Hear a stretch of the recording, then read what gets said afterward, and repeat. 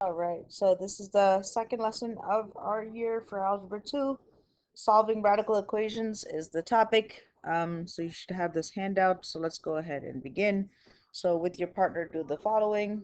So if square root of 36 is equal to 6, and the reason why is because 6 times 6 is equal to 36, or 6 squared equals 36. That's the rational as to why. And the square root of 64 is equal to 8 because 8 squared or 8 times 8 is equal to 64. What is the value of x in each expression? So what's the square root of a number that gives you 5? 5 times 5 is 25, so x is equal to 25, okay? And so just to show some work, 5 squared equals 25. And so the 25 will go here, all right? Because square roots and squares are opposites or inverses of each other, okay? So here the square root of something gives you 12. Uh, can't be 12, right? Because the square root of 12, 12 squared is not 12. But 12 squared is equal to 144. So therefore x equals 144 because 12 squared, 12 times 12 is 144, okay? Write the expression as a trinomial. So trinomial means like three terms. This is a binomial, 1, 2. So when you're squaring something, that means that you're taking it and you're multiplying it by itself. So x minus 3 times x minus 3. So how do we solve this, right? So there are a couple of ways that people do things. Some people do FOIL, first, outer, inner, last. So x times x gives you x squared. X times negative 3 gives you negative 3x. Negative 3 times x gives you negative 3x. And negative 3 times negative 3 is equal to positive 9. So if you were to combine like terms here, x squared minus 6x plus 9 is your trinomial. So that would be your answer. X squared minus 6x plus 9, okay, is your answer. Other people don't like doing this FOIL thing, so they might do a box method. So you will see what's best for you. And in here, you're going to do an x and a negative 3 and an x and a negative 3. X times x gives you x squared. X times negative 3x, negative 3, sorry, gives you negative 3x. X times negative 3 also gives you negative 3x, and negative 3 times negative 3 gives you positive 9. And then you combine this diagonal right here. So that still gives you x squared minus 6x plus 9, which is what we got by using FOIL. Okay, either way you do it, you still get the same answer. So now I'm giving you the trinomial and you need to figure out what is x, okay? So one way to do this, there's a lot of different ways to do this. One way to do this is to go ahead and see if you can figure out what is your double bubble. And the other way to do it is to figure out, okay, hey, I have in my box method, I have x squared here, and I have a negative 21 here. So see if you can figure out what gives you these numbers right here. So to get x squared, that's easy, right? X times x. To get 21, 7 times 3 is 21, and yeah, so we're looking for two numbers that multiply to give us negative 21 and that add to give us negative 4. So let's see. So 7 and 3 do work. Okay. To get this to be a negative 4, the 7 has to be negative and the 3 has to be positive. So it's going to be x minus 7 and x plus 3. And let's check if that works, right? X minus 7 and x plus 3. So 3 times x gives us 3x. Negative 7 times x gives us negative 7x. And when I add these right here, negative 7x plus 3x gives us negative 4x. So that works out, okay? And you could check the rest of it just to make sure, but this right here is going to be your answer, okay? All right. So this part, like I say, we'll go ahead and do this in class. So we're going to solve the equation for x, check for an extraneous solution. So the way that you do this is isolate the radical. I always say like get the weird thing by itself. So this right here is the weird thing, this little square root thing. So let's go ahead and move this 4 over, okay?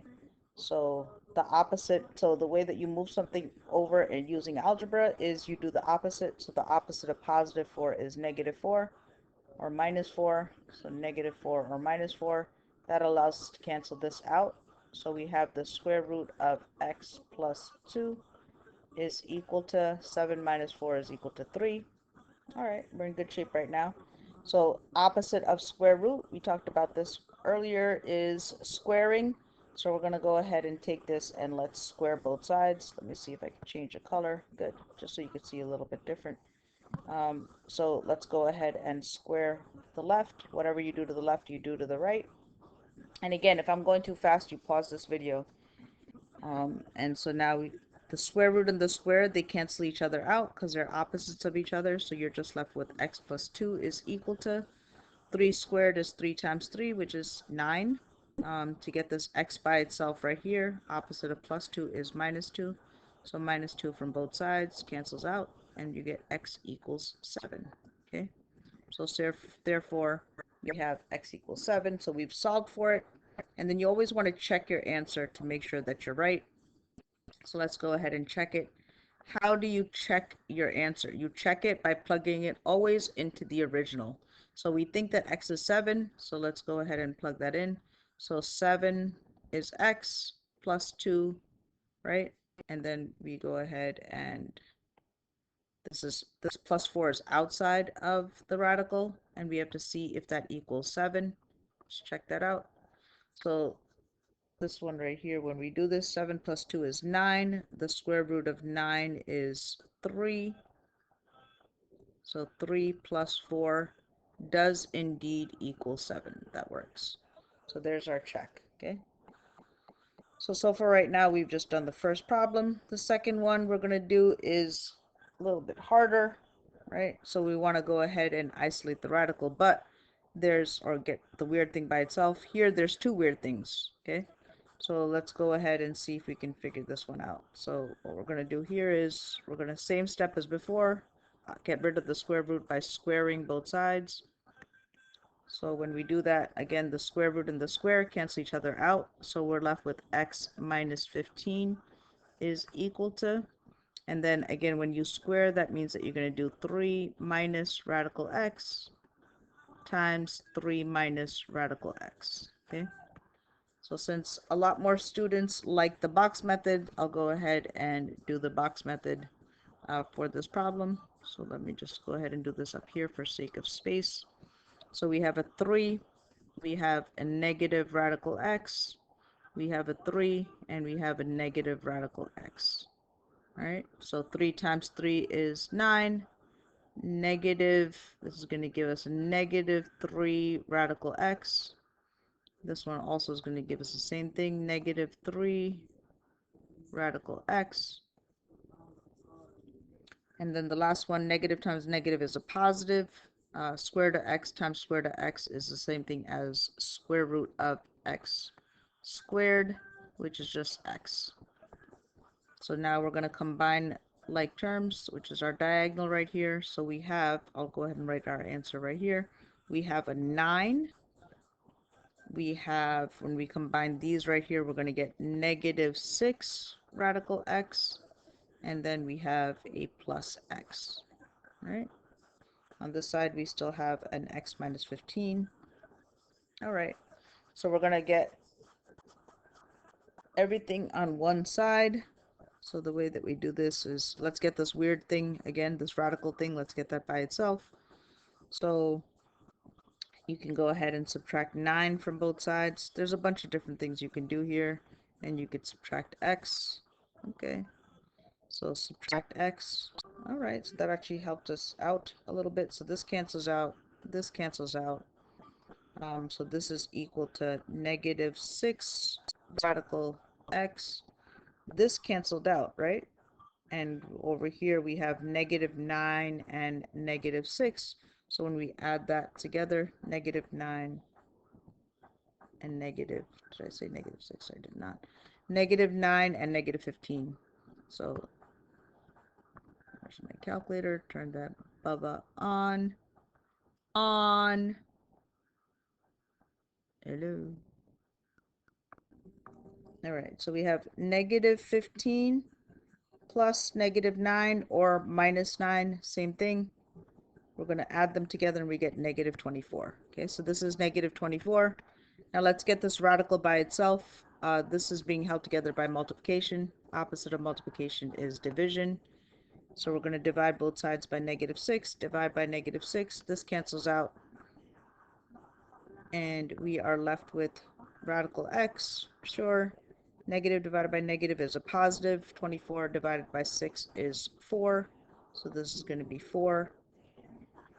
All right, so square root of 4, so square root of something equals 4. What is that? X is equal to 16. Remember what we did in the do now, right? Square both sides. Let's square this, and then we get x equals 16. So now let's check it. I know this is a lot. I get it. I have to do it too. So that we check it by plugging it into the original. So square root of 16 minus 15, we have to see that if that equals 3 minus radical, oh, and our x's we think is 16. So let's see if this works.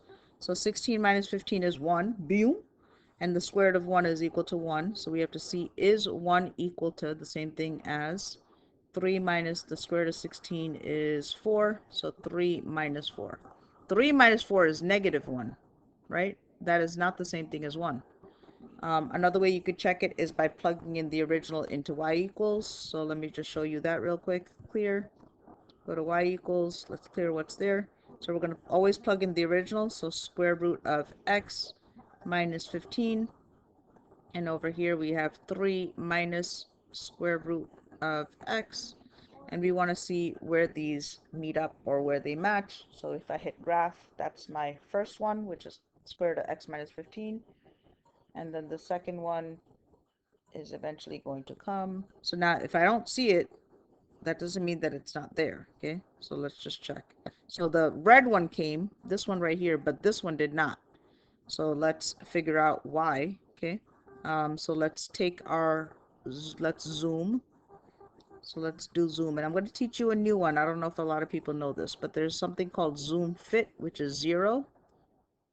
So zoom option 0, and let's see what happens here. Okay, so there's the red one, which is the second, this 3 minus radical x.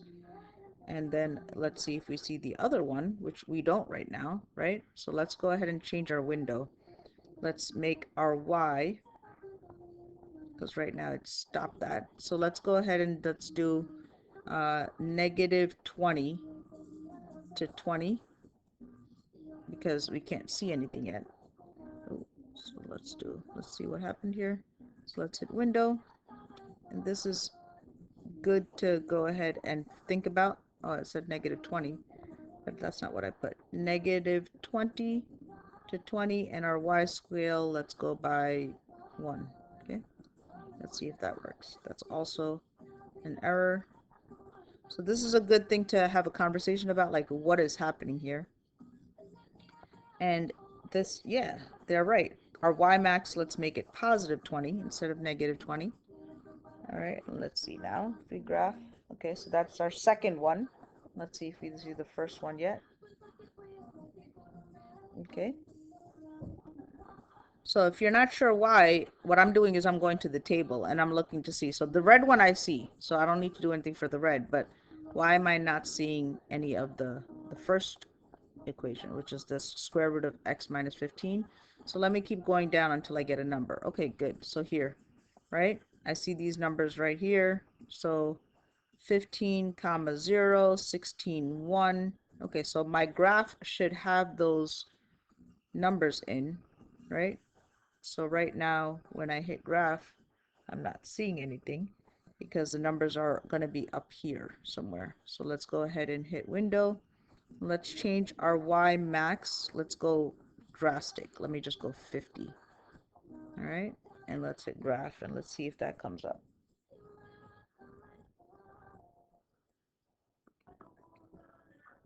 So now I'm going to go back and I'm going to look at why am I not seeing it, right? So it's, look here, the x is 15, right? Our x is 15, and then our y is 0. So let me go to my window and let me see if I could change that. So I want my x max to be higher. So here's my x max, and I went ahead and made it 50. And then I went to my y's, and since my y is not going up that much, right? It's like 1, then 2, right? So I'm going to go ahead and hit graph here. And when I graph it, now I can see both. And it's very obvious that they don't meet, right? Like here's the first graph, which is x minus 15. And here's the second graph, which is 3 minus radical x. They're never going to meet. They're going to go like this, and they're going to go like this. If you want, and you're like, okay, hey, I still can't see that. So you can go ahead and change your window. And let's change our x max instead of our y. And let's go 1,000. Let's just go crazy here. So 1,000, and then boom, that's the first one. And then the second one should be somewhere right there, right? So you could see very clearly that it doesn't match. So now if you want to see what's going on up here, let's go ahead and change our Y's. So hit window. And this is just a matter of like playing around with the graph just to see. So negative 1,000, and this one, let's just make it a positive 1,000. Going by 5, we can go by 100 if we want, so we can see it better. And then you'll be able to see, okay, hey, this is going like up, and then the other one is going like down, right? See that? So because we changed our Y's like so drastically, we can go ahead. And again, this is just playing around. So I just spent about 5 minutes playing around with my graph. Let's just say you want to go back to the regular, which is zoom standard, which is option number 6. And we saw this one pretty clearly, but we didn't see the Y one, right? So you can just go ahead and hit window and change our X max instead of our Y max. Again, go a little bit more drastic with it, and you should be able to see pretty clearly, right? There's your first one, which is the square root of x minus 15. And then this is the second part, which is the 3 minus radical x. And again, you'll see that they never meet, which is why to answer this question right here, right? Doesn't work. So the answer here is no solution, right? Final answer for this question is no solution. After all of that, we have that this is no solution, okay? Because they don't ever meet. Another way you might see this is like a O with a line through it, and there's like squiggly brackets. So either these two mean the same thing, okay? All right, so that took a while. Now go ahead and do the check for understanding here. Remember how we started out. Go ahead and do both and show Professor Varghese and see how you do. Again, the hardest part there was going ahead and doing the window and setting that up. But go ahead and try it and play around with it. Stay patient. That we have time. All right. Good job.